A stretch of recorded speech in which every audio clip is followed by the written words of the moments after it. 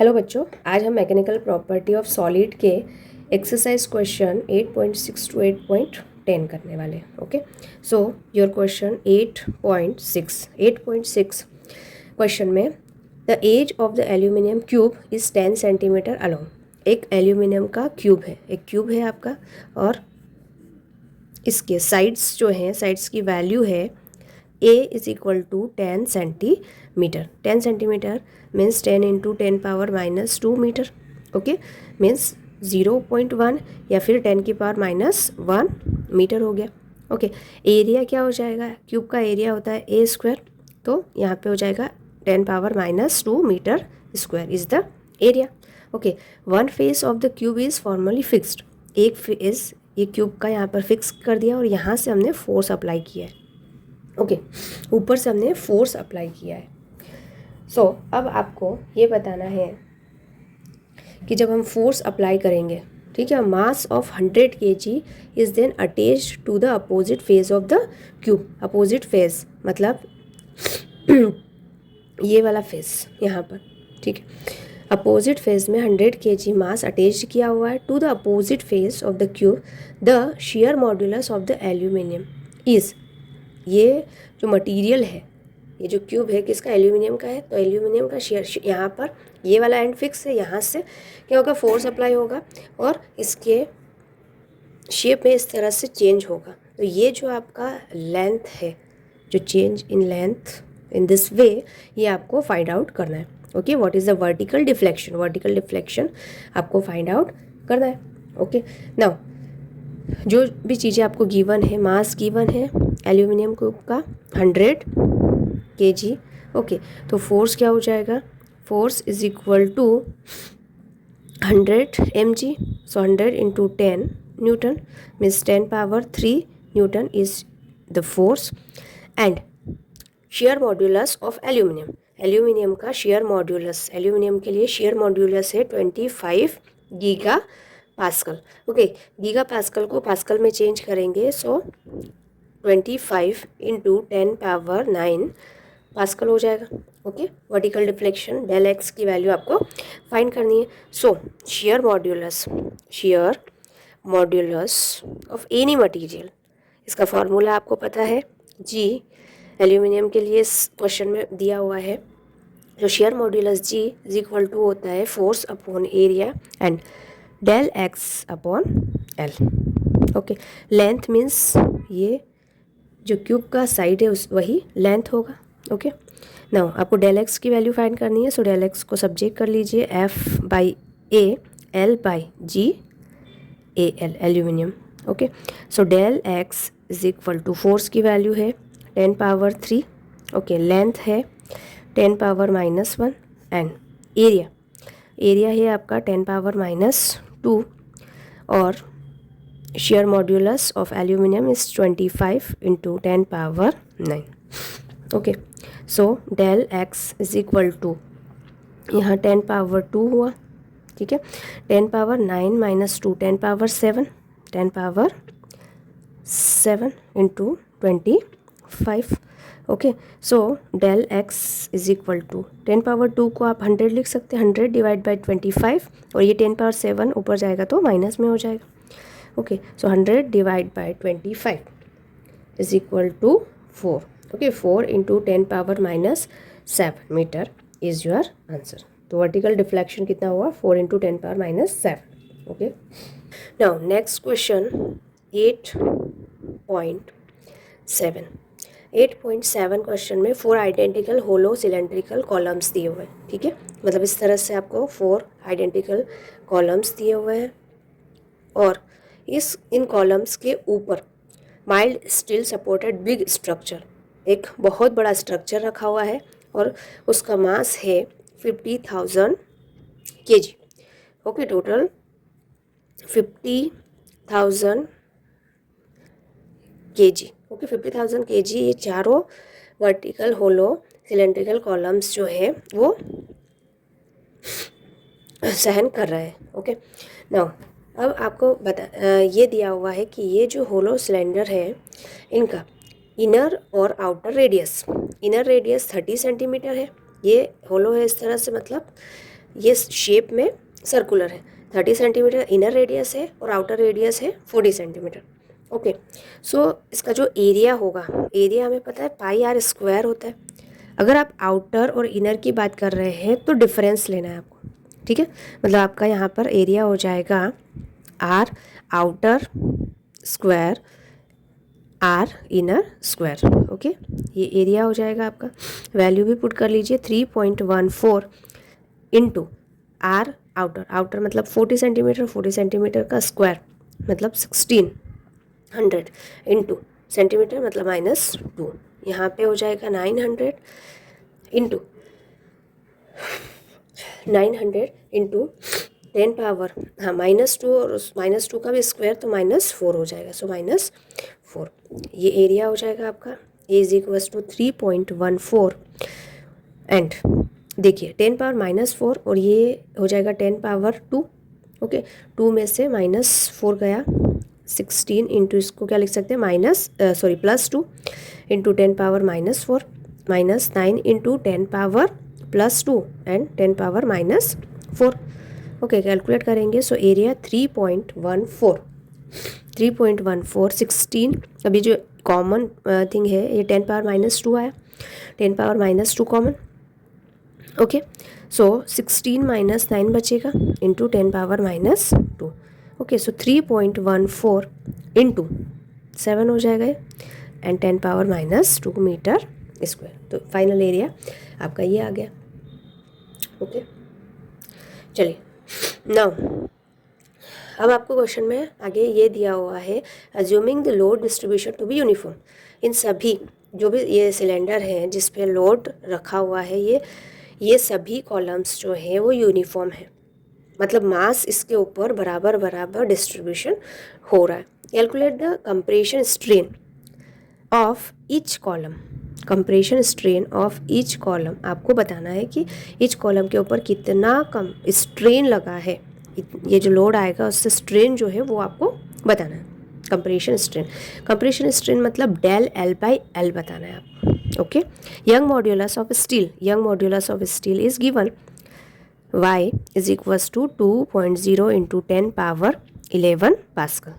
Okay, चलिए अब करना क्या है आपको, यंग मॉड्यूलस का फार्मूला लिखना है। यंग मॉड्यूलस का फार्मूला होता है y is equals to force upon area del L by L. देखिए स्ट्रेन बताना है मतलब डेल एल बाई एल बताना है, तो y क्रॉस मल्टीप्लिकेशन में हो जाएगा f by A into Y. Okay, सारी वैल्यूज़ को पुट करेंगे। Del L by L is equal to force की वैल्यू क्या है, force mg।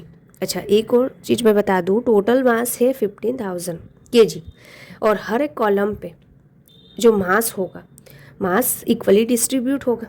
Okay, so mass of each column, mass of each column, okay 50,000 से डिवाइड कर दीजिए आप 4 को। ओके, सो टोटल मास जो होगा वो हो जाएगा 12,500। ओके, ये मास है। फोर्स फाइंड करने के लिए इसमें आपको 9.8 से मल्टीप्लाई करना पड़ेगा, 9.8। तो फोर्स की वैल्यू ये लिख लीजिए 12,500 इंटू 9.8 डिवाइड बाई एरिया आपका ये है। ओके, 3.14 इंटू 7 इंटू 10 पावर -2 और यंग मॉड्यूलस है 2 into 10 power 11। Okay, so del L by L is equal to अब इसको मल्टीप्लाई करेंगे, सो 125 इंटू 9.8। यहाँ पे मैं 10, ये 2 0 है तो 10 की पावर 2 लिख सकती हूँ। ओके, नाउ अब हम 3.14 को 2 से मल्टीप्लाई किया तो 6.28 हो गया इंटू 7 और ये हुआ 10 की पावर 2 माइनस करेंगे तो 9 हो जाएगा, 10 की power 9। Okay, del L by L is equal to, जब आप 1 to 5 को 9.8 से मल्टीप्लाई करेंगे तो आपका आंसर है 1225। ठीक है, और इन दोनों को मल्टीप्लाई करेंगे तो आ जाएगा 43.96। ओके, 10 पावर 2 -9, ऊपर गया 9 तो माइनस में हो गया, ठीक है। So 1225 divide by 4 3.96 into 10⁻⁻7। Okay, 10⁻⁻7 हो गया। So del L by L is equal to, del L by L is equal to, इन सभी को आप डिवाइड करेंगे सो आपके पास 27.8 होगा इंटू 10⁻⁻7। ओके, इसको थोड़ा सा रीअरेंज करें। सो डेल एल स्ट्रेन की वैल्यू जो है वो होगी 2.7 इंटू 10⁻⁻6। ओके, स्ट्रेन का कोई यूनिट नहीं होता है, तो this is your answer. Now next question 8.8, a piece of copper having a rectangular cross section. एक कॉपर का पीस है जिसका रेक्टेंगुलर क्रॉस सेक्शन, मतलब एरिया जो दिया हुआ है आपको 15.2 मिलीमीटर इंटू 19.1 मिलीमीटर।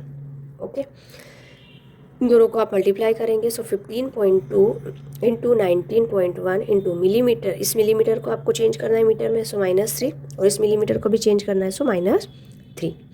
ओके, इन दोनों को आप मल्टीप्लाई करोगे तो आपका आंसर होगा 290.31 और 3, सो 10⁻³ + 3 6। तो ये आपका एरिया आ गया metre square. Okay, now question में दिया हुआ है load. Okay, is pulled in tension with 44,500 newton force. Okay, मतलब फोर्स की वैल्यू दी हुई है 44,500 newton. Now producing only elastic deformation. इससे क्या होगा, इतना फोर्स अप्लाई करने के बाद इलास्टिक डिफॉर्मेशन होगा, एंड आपको कैलकुलेट करना है रिजल्टिंग स्ट्रेन। स्ट्रेन की वैल्यू को कैलकुलेट करना है। कौन सा है, कॉपर पीस है। सो कॉपर का Young modulus of copper is 1.2 into 10⁻11 newton per metre square. Okay, बस फॉर्मूला अप्लाई कर दीजिए यंग मॉड्यूलस का, force upon area, strain del L by L. Strain find करना है, so del L by L is equal to, Y सी इधर नीचे चला जाएगा, FA/C। अब वैल्यूज पुट कर दीजिए, del L by L is equal to, force की वैल्यू आपको दी हुई है 44,500 इंटू, हाँ इंटू में तो कुछ नहीं है, एरिया है 290.3 इंटू 10⁻⁻6 और यंग मॉड्यूलस है 1.2 into 10⁻11। Okay, so strain del L by L is equal to 44,500 इसको एज इट इज़ लिखिए आप। 290 और 1.2 इन दोनों का जब मल्टीप्लाई करेंगे तो आपके पास आएगा आंसर 348.38। ठीक है, और ये 6 में से 11 माइनस हो जाएगा, 11 और 6, तो आपका पास 10⁻5 बचेगा। ठीक है, del L by L is equal to, जब आप इसको डिवाइड करेंगे 348.38 से, इंटू यहाँ पर 10⁻⁻5 हो जाएगा। जब आप इसको डिवाइड करेंगे तो आपका आंसर होगा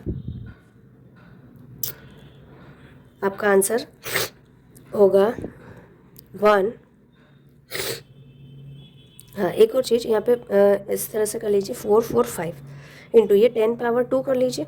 ठीक है, +2 और -5 -3 हो जाएगा, और डिवाइड बाई 348, ये थोड़ा सा इजी हो जाएगा। ठीक है, आप डिवाइड करेंगे तो आपके पास इजीली 1.277 इंटू 10⁻⁻3 आ जाएगा। ठीक है, और स्ट्रेन की जो वैल्यू 10 की पावर में जनरली लिखते नहीं हैं।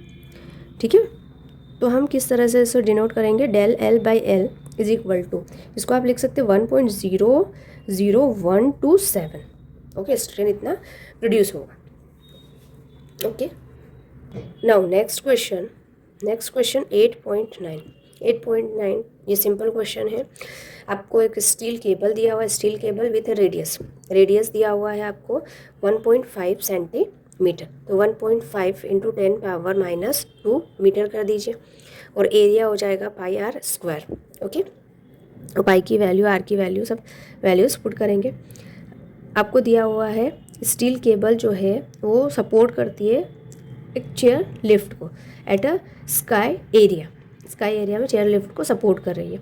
If the maximum stress is not to exceed, maximum stress से आपका 10⁻8 न्यूटन पर मीटर स्क्वायर। ठीक है, मतलब यहाँ पे आप मेंशन कर दीजिए मैक्सिमम स्ट्रेस जो है वो है आपका 10⁻8 न्यूटन पर मीटर स्क्वायर। आपको बताना है मैक्सिमम लोड कितना होगा। मैक्सिमम लोड का मतलब फोर्स बताना है आपको, ठीक है। तो चलिए, स्ट्रेस, जो मैक्सिमम स्ट्रेस होगा, मैक्सिमम स्ट्रेस जो होगा वो क्या होगा। स्ट्रेस होता है load upon area, maximum load upon area, ठीक है। लोड फाइंड करना है आपको, मैक्सिमम लोड को फाइंड आउट करना है, तो स्ट्रेस इनटू एरिया हो जाएगा। यहाँ पर स्ट्रेस की वैल्यू पुट करेंगे 10 पावर 8 और एरिया की value pi R square. Pi R square means यहाँ पे 3.14 into R square means 1.5 into 1.5 into 10 power -4 metre square. Okay, ये वैल्यू को यहाँ पे पुट करेंगे 1.5 into 1.5 into 10 power -4।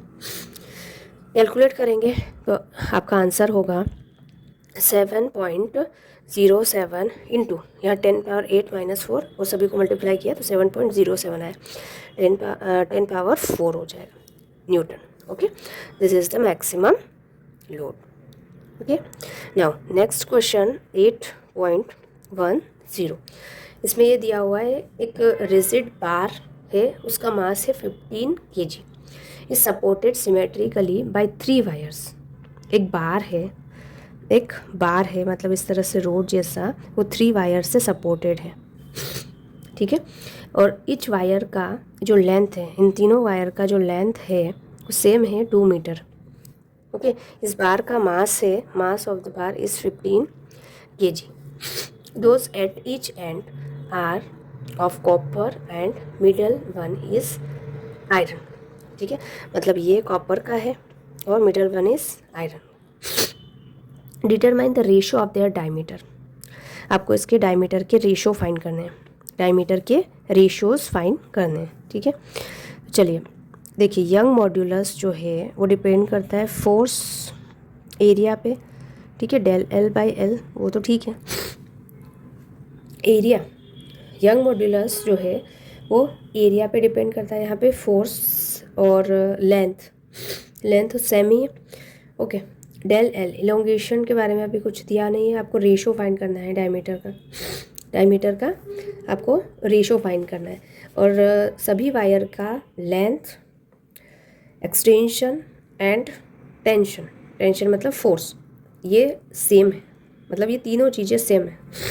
F L and del L ये तीनों सेम है, कांस्टेंट है। तो जो यंग मॉड्यूलस है वो डिपेंड करेगा किस पे, एरिया पे। ओके, और area is inversely proportional to young modulus होगा, ठीक है। एरिया मतलब पाई आर स्क्वायर, एरिया का मतलब पाई आर स्क्वायर, ठीक है।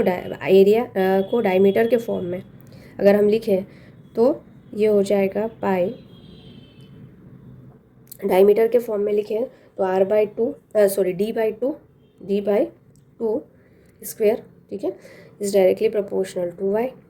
It means all are constant, so D square is directly proportional to Y. Okay, so diameter of copper wire divide by diameter of iron wire is equal to, ठीक है, square है तो यहाँ पर आपका square root हो जाएगा under root by, inversely proportional है, so Young modulus of iron divide by Young modulus of copper हो जाएगा, ठीक है। डायमीटर का रेशियो आपको फाइंड करना है, दोनों के यंग मॉड्यूलस लिख लीजिए, young modulus of copper and young modulus of steel. Iron के लिए यंग मॉड्यूलस होता है 1.9 इंटू 10 पावर 11, ओके, और इसके लिए होता है 1.1 इंटू 10 पावर 11। नाउ अब इसको आप कैलकुलेट करेंगे, 1.9, 11 से 11 पावर कैंसिल हो जाएगी, इसको कैलकुलेट करेंगे सो 1.72 हो जाएगा और स्क्वायर रूट निकालेंगे सो 1.3। तो डायमीटर का रेशियो जो है वो आपका 1.3 होगा। ओके, आई होप ये सारे क्वेश्चन आपको क्लियर है।